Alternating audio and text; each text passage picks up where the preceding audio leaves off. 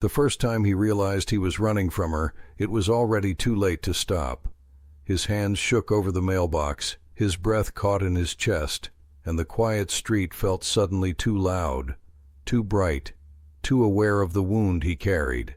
She stood there with her arms open, confusion written across her face, and in that moment his heart made a choice his mind never agreed with.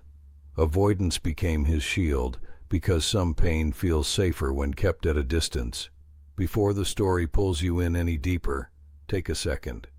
If you believe in kindness, second chances, and the quiet power of human connection, please like this video, share it with someone who needs hope, leave a comment, and subscribe to the channel.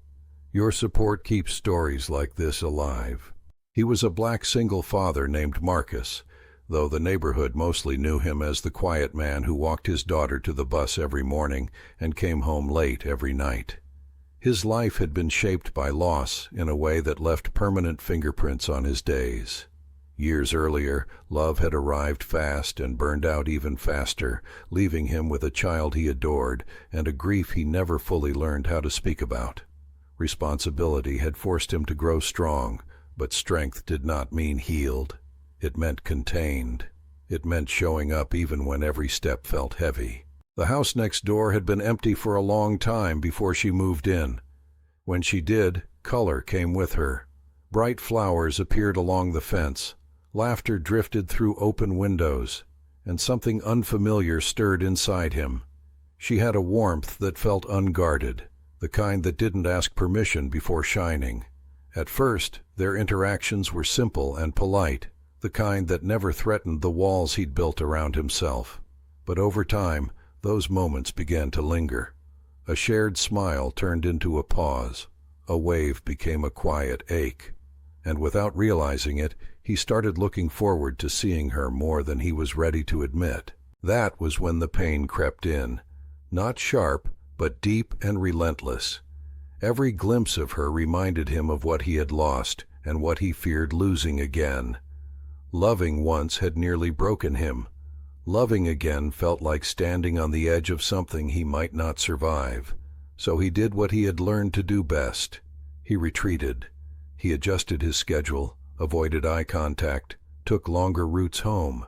To the outside world it may have looked cold, even rude. But inside him, it was survival. She noticed, of course. Kind people always do. Confusion turned into hurt, and hurt turned into courage. One afternoon, when the sun hung low and the street was quiet, she stood in his path and demanded an answer with her eyes and her presence alone. The question didn't need words. Why the distance? Why the silence? Why the sudden wall? And that was when the truth finally surfaced, heavy and unfiltered. Looking at her hurt because she reminded him of the life he once dreamed of and the love he buried to keep going. She represented possibility, and possibility terrified him more than loneliness ever had. She stirred emotions he had locked away, not out of weakness, but out of fear that opening them would unravel everything he'd worked so hard to hold together.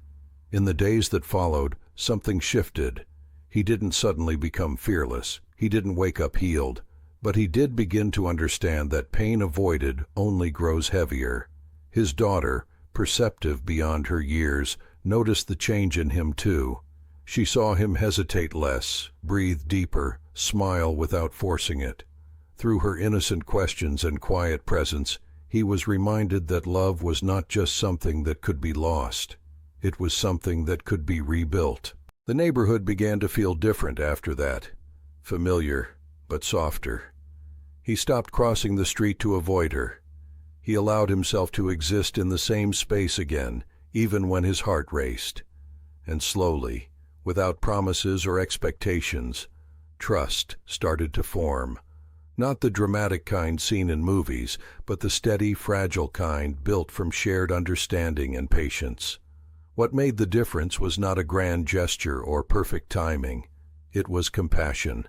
Hers, for not turning his pain into a personal offense, and his, for finally acknowledging his own wounds instead of hiding them. Two people, each carrying their own history, choosing not to let fear write the ending. Life did not become magically easy. Single parenthood remained exhausting. Grief still visited him on quiet nights. But something new existed alongside those struggles. Hope, not loud or reckless, but present. A belief that connection did not always end in loss, that sometimes it led to healing. If this story is touching something inside you, if it reminds you of your own fears or second chances you almost walked away from, please pause for a moment near the end of this video. Like it, share it, and let others feel this message too. Your engagement tells us these stories matter. And before the final moment fades, we have a special request. Please comment below with one word that describes how this story made you feel. Your words might be exactly what someone else needs to read today. In the end, Marcus learned that avoiding pain also meant avoiding joy. Looking at her no longer hurt in the same way.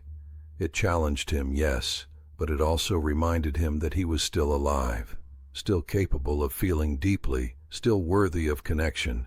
And sometimes the bravest thing a person can do is stop running, stand still, and allow the heart to feel again.